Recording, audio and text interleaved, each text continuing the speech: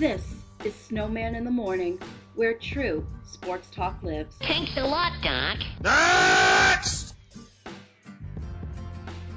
Radio, man. Radio. Okay, I'm not saying it right. Radio! I'll explain that. I'll explain that one later. Second half of Snowman in the Morning on this manic Monday. Still got a Snowman's take for you. That'll come during this hour. But there is someone special who reached out to me via Facebook yesterday. He and I had a conversation, and I said, you know what? I'm going to bring this fellow on. I have to. I absolutely have to. Ladies and gentlemen, I want you to help me welcome the singer's producer. This gentleman is Charles Wallert. He's on the hotline right now. Good morning, my friend. Good morning, Brian, and to all the fans out there of Snowman in the Morning. It is my pleasure to be on with you and to say hi to everybody. I can hear that New York accent just bursting out of you, and I love it. I love it. Well, my mother made it very conscious that we didn't have a Brooklyn accent, but you can't escape all of it. So I always tell people I was born in the South. South Brooklyn. I was going to ask if you get away with that description sometimes. No, I get a lot. I do it in person, a lot of strange looks come back at me, right? And then I explain. But hey, it's all good. It is. Okay, I must ask. You're a sports aficionado like I. Be you Giants or be you Jets? Well, let me explain my background. When I was very young, early teens, I worked for the Giants. And Y.A. Tittle was my mentor. I played ball. And so they were the only team in town. Mm-hmm. And I root for New York, period. And then I'll root for other teams, too. I have especially favorite quarterbacks and things. Well, then I became very good friends with Joe Namath and the affiliation with the Jets and all that. So I root for both. And matter of fact, we're coming up on the 50th anniversary of the first Giant-Jet game. It's a regular season game Sunday. But the first game was an exhibition game. But, Brian, I can tell you it was not treated like an exhibition game. It was really, these guys, it was a lot going on beyond the field. So I have allegiance to both. I was very fortunate to be up close and personal with a lot of great players. I mean, when I was a kid working with the Giants, I was on the sidelines with Lombardi and Hallis. I was at Super Bowl III with Joe. So I love football, and I enjoyed playing, but I'm glad I can still enjoy the game today without having taken the hits. I totally understand that. When you were on the side, working on the sidelines with Hall of Famers like Lombardi and Hallis and Broadway Joe, what was that feeling like then, and do you still get those feelings now when you think about those times? You get them more now. As it's happening, especially when you're young, you just live in your life. But then you look back at it and you remember them fondly. And when people talk about them, you're a part of history. And it was a great experience to be a part of that. I mean, even working with the Giants, they played at Yankee Stadium in those days. And Pete Sheehy, who the clubhouse is named after, he was there when the stadium was built, like in 27. So he would tell us kids stories about Babe Ruth and Lou Gehrig, anybody that was at Yankee Stadium. And I'll never forget one time for the Giants game, I walked in that morning, and on the training table was a note from Pope Paul VI, because he had just celebrated Mass there, and I think that was the first time in history a pope came to the United States. Mm-hmm. So, you look back at all those things and happy to be a part of it, and just I'm grateful, very grateful. How'd you get into producing music? What led you down that road? Well, I could read music before I could read English, and I played guitar at 5. My first job was at 7. I got $20 performing. And I had a band in high school, and we did really well, and then football was calling, and I played at the college level. And I always loved music, so I never thought of it as a career beyond what I had done early on. Mm-hmm. And then the singer that I was working in the band with, Ronnie Lamar, he came into Bachelors 3. Bachelors 3 was made famous by Joe Namath, and then they had the conflict with Roselle. Well, I became a partner in that. And he asked me to manage him, and I said, well, it kind of piqued my interest a little bit. But we were out in Los Angeles, Joe Namath, Jimmy Walsh, and myself, and Joe was doing the Flip Wilson show. And you would rehearse every night. Mm-hmm.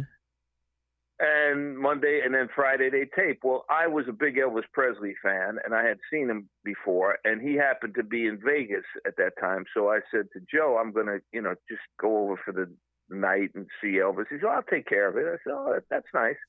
I didn't know what he did. So I get to the show. I get to the hotel. They take me over to the show. I'm sitting in the front. At the end of the show, Elvis comes over. He handed the lady next to me a scarf, comes over, shakes my hand, and says, Joe Esposito going to come back, take you backstage. I said, I was stunned. So I got a chance to talk to Elvis. When we came back, I met Joe at this restaurant in Los Angeles called La Taberna, and it was Joe, Jimmy Walsh, his attorney and friend, and my friend, and this little guy dressed all in black and a black hat. He's at the table with a phone, and he's talking, and he's imitating Johnny Cash. So I walk in, I said, Joe, that was the greatest surprise ever. That was wonderful, man. I said, thank you so much. Elvis sends his best. So the guy said, Elvis, you saw the show? I said, yeah. And we start talking music. And he said, what record company are you with? I said, well, I'm not. I own a restaurant. And Jimmy Walsh looked at the guy and said, no, he's not kidding, because obviously he must have looked at me some kind of sinister way.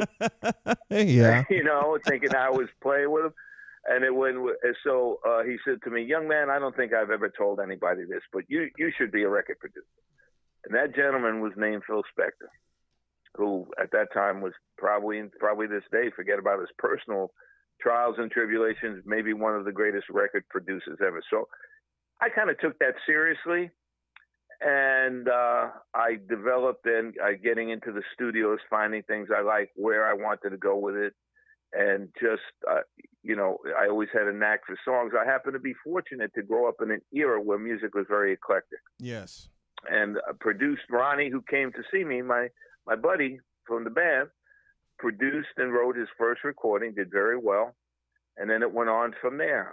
RSO Records, O.C. Smith, Dionne Warwick, George Benson, The Main Ingredient, Cuba Gooding, and to my very recording today of Benny Marcella with The Special Kind of Love. I had a chance to take a little listen to that song you just mentioned. Absolutely phenomenal. You do phenomenal work, my man. And then thank you. You said you're best friends, and these are the personalities I love having on the show, folks. This man told me he was best friends with George Benson and Joe Namath. You can't get any better than that. Close friends. And I'll tell you a story about that, Brian. They're exactly the same age. Wow. They grew up 18 miles apart. Now, I know Joe a lot longer than I know George. Right. But I know George a long time. Joe, before I met George and worked with George, Joe was a big George Benson fan, one of his favorite artists, and he loved George Benson. Well, when I got with George Benson was a Joe Namath fan. They never met.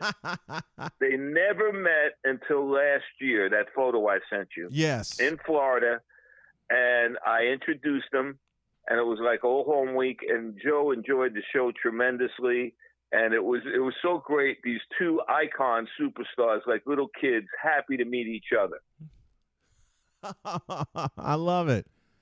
I love it. I love it. And that was a great picture that you sent me. In 2006, you were elected president of the Society of Singers. Tell me about that organization. Tell me about that. Well, that was an organization that did work, a charity organization that did work to help singers out, because musicians had unions and singers did not. So we would give aid to singers that were down and out on their luck, medical attention and things like that. Right. And I was president of Chapter East, and we had some wonderful events and did some wonderful work in bringing help to people that really needed it, because a lot of singers had hit records that were household names that really were on a lot of hard times. Mm-hmm. And the old contracts, the recording contracts didn't pay so much. Basically, the way the business broke down is the writers would make money from the performances through radio. The record companies would make the money from the records, and the singers and performers would make money from the live performances. Well, you could imagine how that breaks down over the years. Right. And a lot of them fell on hard times. So we try to help as many as we can, and we did some wonderful work and had some wonderful dinners, honored some great people. That is wonderful. And now this latest production with Benny Marcella, what inspired that? What did he come to you? Did you go to him? How did that come to be? Well, what happened was I was in the South Jersey, Atlantic City, Philly area, and some friends of mine told me about this guy that was singing in Johnny's Cafe, and he was like a local legend. Mm-hmm. The way you can describe Benny's story and looking back, and he's from South Philly, is a musical rocket. Okay, that's exactly the way to describe it. So I heard this guy, and I said, wow, he is really, really good. And he's versatile. Mm-hmm. He'd sing from Sinatra to Lou Rawls to Barry White to Engelbert Humperdinck. It didn't matter. And I found out his background later on. He was a drummer. Mm-hmm. His father had a restaurant across from Palumbo's nightclub in Philadelphia, which was like the Copacabana, where all the great singers went. Billy Eckstine, Jimmy Roselli. So he, as a kid, he absorbed all that. So anyway, I wrote a song for my daughter Lara, my oldest daughter, for her wedding. That was our first dance. So my youngest daughter, Christy, was getting married, and I had to write a song for her. Mm-hmm. So I did. And when I finished the song, I said, gee, Benny could sing this song. And that's how it came about. And a wonderful gentleman, Bruce Zally, who was a big fan of Benny's, wanted to executive produce the project. So we did 3 songs. And Benny, as he's performing the songs live, got requests for weddings, father-daughter. Oh, would you do this, do that? Next thing you know, in a heartbeat, it was like 48 weddings that they requested the song. So we figured that should be the single.